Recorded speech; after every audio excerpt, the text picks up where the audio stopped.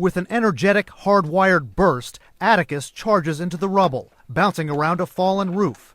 He's focused on one thing: finding a living, breathing human amid the sprawling wreckage of the tsunami.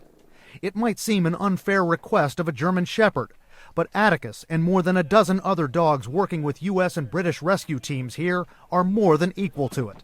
How important are these dogs to these operations? Very. There's a lot of technical gear, obviously the listening devices, the cameras, there's all the Delsar, all that stuff for locating people. But at the end of the day, you can't beat a dog for hitting the scent of a human being.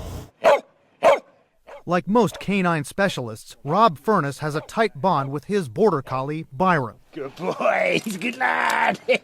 The dogs are so highly trained, they're able to block out the scent of a deceased person and pick up only on someone who's alive.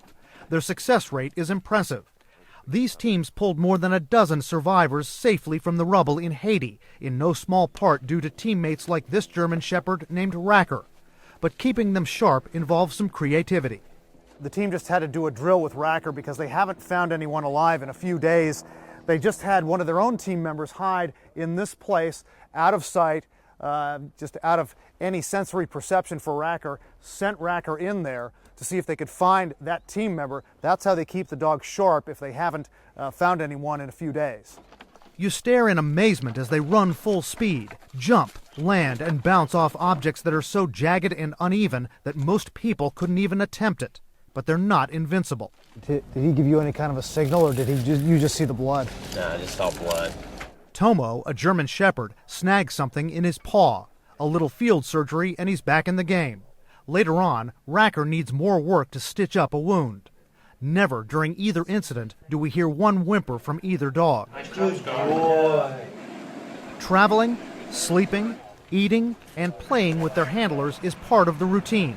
Their communication is so instinctive that they sometimes understand each other just by making eye contact. We didn't witness them finding survivors in Japan, but the dogs serve another purpose for those who've lost everything. Having the dog and seeing the times that the people in Haiti or something would enjoy a little solace from the dog, that's also part of their job and helpful to everybody, to teammates and myself alike. All these dogs actually live with their handlers, who are heavily involved in their training. That helps solidify the bond between them and helps them get through these long deployments a long way from home. Brian Todd, CNN, Uno Samai, Japan.